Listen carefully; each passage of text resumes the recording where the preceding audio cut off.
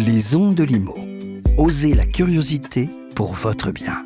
Anne-Sandrine Di Girolamo.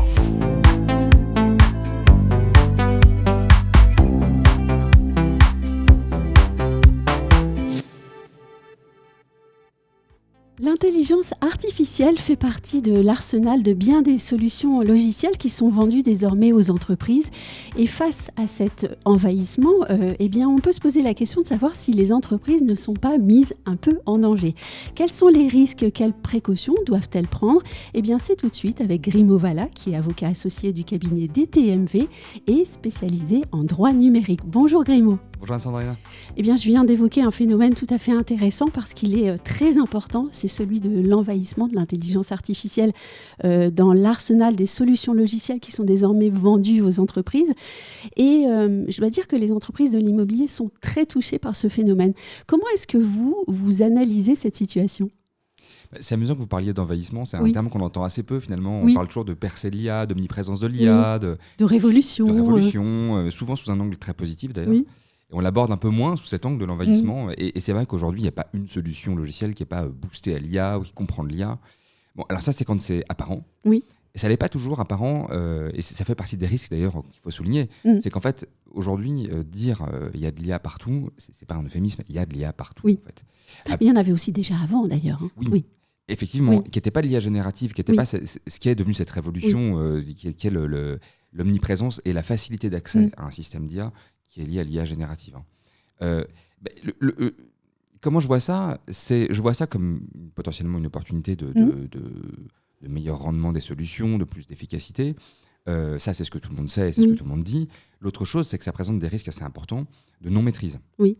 De non-maîtrise, pourquoi ? Parce que soit l'IA est là, est présente, on le sait, c'est très bien, mais ça consomme énormément de données. Oui. L'IA, c'est que de la donnée, c'est juste du calcul sur de la donnée. Donc, ça veut dire que nécessairement, plus on va utiliser de systèmes d'IA, plus on va transmettre de la donnée. Et je pense que c'est là le principal problème. Quand on parle d'immobilier en plus, qu'on parle de personnes qui vont être, par exemple, des locataires, on va traiter énormément de données personnelles. Et des données personnelles qui sont en plus potentiellement assez sensibles, notamment relativement au contexte dans lequel on les donne. Un dossier de location, par exemple, comprend énormément de données sur le locataire qui sont assez sensibles, qu'on n'a pas forcément envie de voir divulguer, qu'on n'a pas forcément envie de voir fuiter, même pas forcément pas du tout envie. Des revenus, des cautions, est-ce qu'il y a des problèmes parfois de santé qui peuvent être signalés ? Toutes ces choses-là font que cette super émergence de l'IA dans les solutions qui sont proposées aux professionnels de l'immobilier doit rendre extrêmement vigilant par rapport à ce qu'on en fait et ce qu'on veut en faire aussi.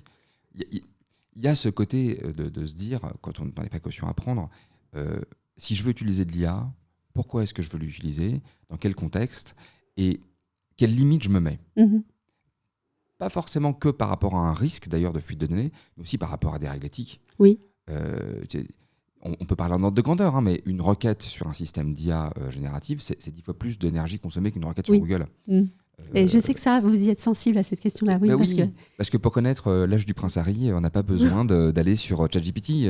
Google fait très bien le job, elle l'a fait pendant des années. C'est la même demande sur quelque chose d'extrêmement simple va consommer 10 fois plus d'énergie d'un côté que de l'autre. Et c'est pareil, du coup, à chaque fois qu'on va faire une requête sur un système d'IA générative.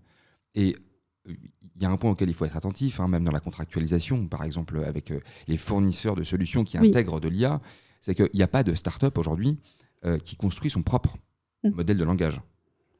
Toutes les sociétés qui produisent des logiciels et qui les fournissent dans le secteur de l'immobilier, si c'est basé sur un système de langage, elles vont s'appuyer sur des grands fournisseurs. Donc, c'est à peu près ISO, ça consomme énormément d'énergie, ça entraîne un risque de fuite de données, ça entraîne une cascade de responsabilités parce qu'il y a la start-up, où il y a l'entreprise, le fournisseur de logiciels qui est devant, en front, mais il y a le système qu'il utilise derrière, qui est un système de langage des grands fournisseurs. On voit que c'est pas si simple que ça, que c'est des outils très performants, qu'il y a des degrés de sensibilisation à avoir qui sont divers, et que pour ça, moi je pense que peut-être que la base de tout, c'est de se poser et de se dire quelle est ma stratégie IA, qu'est-ce que je vais en faire, quel outil je vais utiliser, pourquoi, et comment il fonctionne. Et si je reviens à la question de la data, est-ce que, à vous écouter, on ne devrait pas parler davantage encore de RGPD, même si souvent le discours fatigue, en fait, plutôt que d'IA ? Ouais, le RGPD, tout le monde est fatigué du RGPD. Oui. On en entend parler depuis 2018. En fait, je reviens à ça. Hein. L'IA, c'est de la donnée. La donnée qu'on fait rentrer, la donnée qu'on utilise déjà à l'origine pour entraîner le système, de manière plus ou moins spécialisée. Quand on a des systèmes spécialisés, on utilise des données très spécifiques, mais à l'origine, c'est des modèles de langage qui sont très génériques. Donc de la donnée d'entrée, ensuite de la donnée qu'on va remettre dedans directement pour obtenir une réponse, et de la donnée de sortie. C'est de la donnée de partout. Donc il y a des secteurs dans lesquels la donnée qu'on va faire rentrer dans le système, elle est sensible parce qu'elle est stratégique, parce qu'elle est économique, parce qu'il y a du secret des affaires, parce qu'il y a des choses comme ça. Il faut faire extrêmement attention. En matière d'immobilier, on a beaucoup de données personnelles. Donc oui, RGPD, central. Et pas de chance, on y revient. Mais ça veut dire que quand on va utiliser ces systèmes-là avec de la donnée personnelle, bien évidemment, le règlement sur l'IA peut s'appliquer, s'appliquera au système d'IA quand il sera vraiment en vigueur, ce règlement. Oui. On va voir ce qu'il devient. Mais la base de la base, c'est quand même la conformité au RGPD. C'est la conformité à la protection des données personnelles qu'on utilise dans le cadre de son activité professionnelle. Et on y revient à ce que j'ai dit tout à l'heure. Revenus, nom, prénom, adresse, caution, potentiellement nombre d'enfants. On manipule quand même dans l'immobilier un nombre de données personnelles énorme. Très important. Et qui en plus de ça, donc il y a ce côté déjà règlement général sur la protection des données personnelles, le côté IA qui fait que on va utiliser en plus ces données dans un système automatisé qui potentiellement va générer d'autres risques, comme des risques de discrimination, comme des risques d'absence de maîtrise d'un résultat par rapport à une requête. Je veux dire, l'exemple est facile à prendre. On reçoit une quinzaine, une vingtaine ou même plus de candidatures à Paris, ça peut être, pour un logement, avec des dossiers complets, qui comportent toutes ces données dont on parle, dont on ne veut pas qu'elles fuitent. Et on a un débordement d'activités qui fait qu'on ne peut pas tout traiter.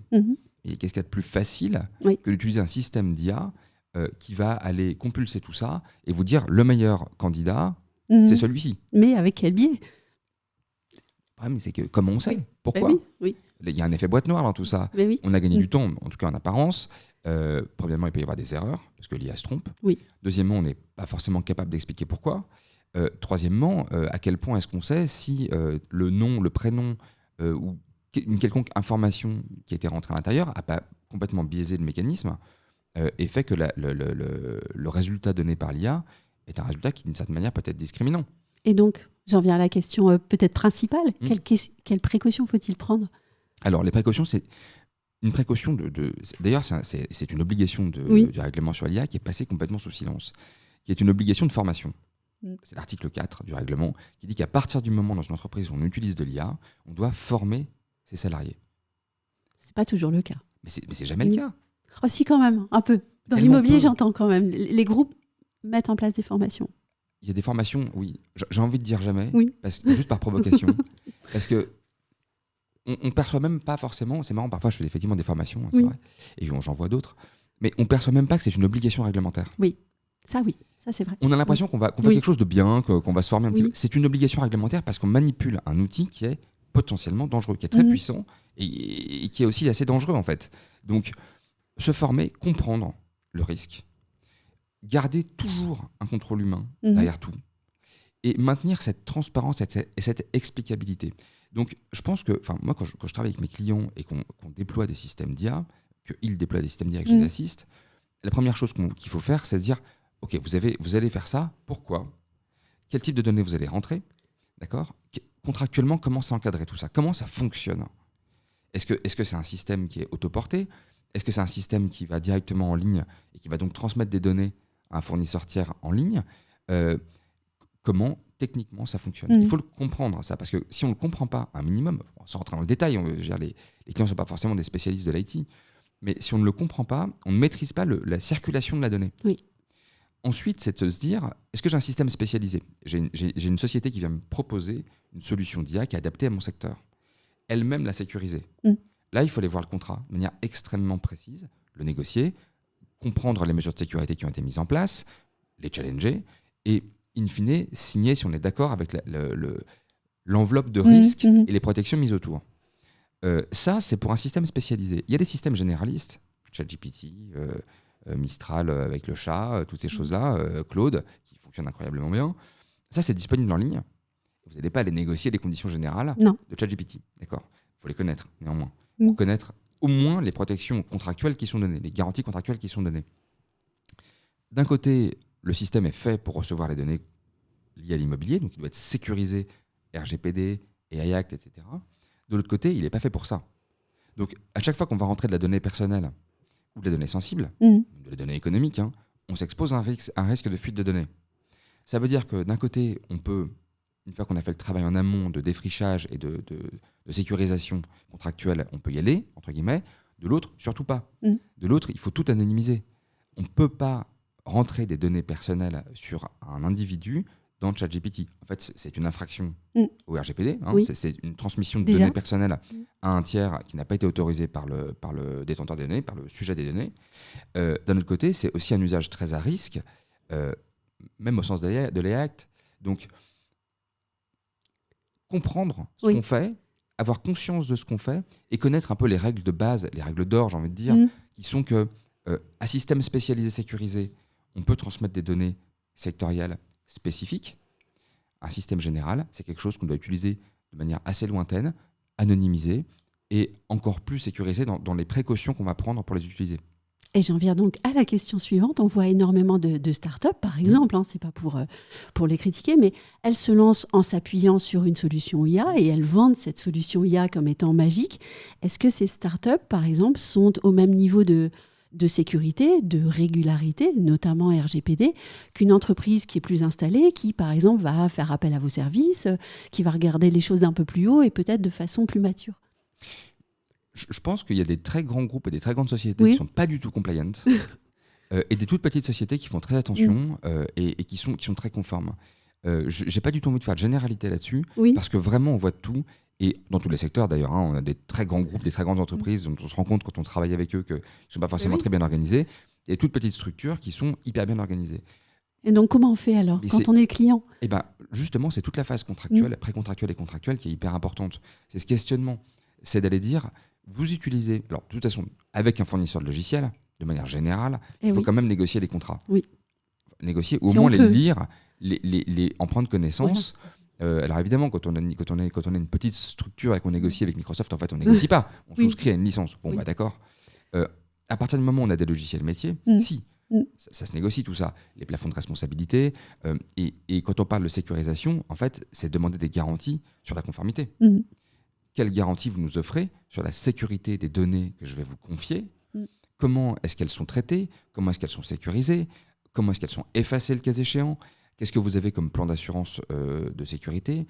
Comme plan de continuité? Comment est-ce que les sauvegardes sont faites? Où est-ce qu'elles sont faites? Est-ce qu'elles sont faites en Europe? Est-ce qu'elles sont faites en France? Est-ce qu'elles sont faites ailleurs? Quels sous-traitants vous utilisez? Est-ce que ces sous-traitants sont en dehors de l'Union européenne? Dans l'Union européenne? Donc, c'est vraiment une grille de questions qu'on doit se poser comme ça. Et... il ne faut pas penser que cette grille de questions techniques, elle se pose tout le temps partout. Il y a une question de criticité quand même. Oui, c'est-à-dire si vous installez un démineur sur votre ordinateur, vous n'allez pas vous poser 12 milliards de questions sur le fait de savoir si c'est dangereux ou pas. En revanche, si vous installez un logiciel de traitement de candidature de candidats locataires, là, vous devez vous poser beaucoup de questions parce que les données que vous allez traiter à travers ce logiciel sont personnelles et sensibles. Donc, il faut quand même évaluer ce travail. Je ne suis pas en train de dire, dès que vous utilisez un logiciel quelconque, il faut faire un travail énorme de fouille, de sécurisation, etc. C'est se demander par rapport à une situation, par rapport à l'usage de ce logiciel, est-ce que je vais mettre dedans, quel est mon niveau de risque, d'accord? Et donc, la meilleure protection qu'on puisse avoir, c'est la formation et la compréhension et la contractualisation du tout. Mais je n'ai jamais vu, moi, de situation dans laquelle un éditeur de solutions, un fournisseur de solutions n'est pas capable de répondre à ces questions. S'il ne répond pas, c'est qu'il ne veut pas. C'est une indication en soi. Mais les questions du flux de données, de la sécurisation de ces données, des mesures prises par ce fournisseur, c'est primordial. Et si je veux rajouter une petite couche, je pourrais dire aussi que c'est bien de se demander si une autre solution sans IA et moins énergivore ferait pas très très bien le travail aussi. Aller avec 10 minutes de plus de travail, je ne sais pas. Et je pense que l'exemple du prince Harry va rester. Peut-être une minute, j'ai une dernière question. Est-ce qu'il existe déjà un contentieux lié à de mauvais usages de l'IA? n'y a pas de contentieux en soi. Oui. Il n'y a pas de décisions qui ont été rendues sur des mauvais usages Oui. de l'IA. Il y a des cas de figure dans lesquels on va commencer à constater que contractuellement, il peut y avoir des manquements qui ne sont pas forcément liés, qui ne sont pas forcément identifiés comme étant liés à de Oui. l'IA. Mais l'IA peut se tromper. Donc on peut être induit en erreur par une IA, on peut se tromper contractuellement, on peut être en faute contractuellement parce qu'on donne une réponse, parce qu'on fournit quelque chose qui a été créé par de l'IA et qui donc peut générer du contentieux. Il y a du contentieux sur de la création visuelle. Parce que là, on parle beaucoup de traitement de données, c'est vrai. Mais l'IA générative, elle est aussi beaucoup utilisée pour faire du visuel, pour faire du texte. Oui. Attention, en matière de propriété intellectuelle, l'IA ne donne aucune garantie sur le fait que ce qu'elle va produire ne contrefait pas quelque chose qui est préexistant. Mais oui, elle s'inspire comme nous. Bien sûr, alors avec beaucoup plus de sources d'inspiration. Oui, mais c'est ça. Oui, bien sûr, elle va créer à partir du préexistant. Il n'y a pas d'imaginaire. Par ailleurs, même le cerveau humain construit par rapport à du préexistant, mais de manière un peu plus consciente sans doute. On construit avec du préexistant, donc on n'a pas de garantie que ce qui est créé n'est pas une contrefaçon, n'atteint pas les droits des tiers, aucune. Et on n'a pas de garantie non plus que ce qu'on a produit avec est protégeable. Donc il faut manipuler ça avec précaution. S'il s'agit de faire un petit visuel pour une campagne de communication sur Instagram ou sur Facebook ou sur Internet ou quelque chose qui n'a pas une grande ampleur, prendre une IA générative et s'en servir, ok, pourquoi pas. Ça va être mignon. Le risque est modéré et c'est facilement supprimable. Faire un rebranding, ça existe, de son entreprise avec une IA générative pour ne pas passer par un créatif, c'est une énorme erreur. Parce qu'on n'a aucune garantie que ce qu'on a produit n'est pas sujet à contentieux. Et on a eu beaucoup de polémiques et des décisions dans le monde sur la protection par droit d'auteur. Ce qui est créé par de l'IA, c'est pas encore tranché définitivement. On parle de la présence de l'humain dans le système. Quel est l'apport de l'humain par rapport à l'apport de la machine ? Je pense qu'on a encore de belles années devant nous avec des décisions contradictoires sur ce sujet. Mais pas de décision majeure aujourd'hui dans le secteur immobilier sur ce point. Et c'était tellement passionnant de vous écouter et je sais qu'on n'a pas pu poser toutes les questions et vous n'avez pas pu répondre. Je pense que vous allez revenir régulièrement nous parler d'IA et numérique parce que c'était passionnant. Un grand merci Grimaud. Merci à toi, Aurélien. Et merci à vous qui nous avez écoutés ou qui nous avez regardés. Si vous avez aimé cet épisode, likez-le, partagez-le et on se retrouve très vite pour un autre épisode.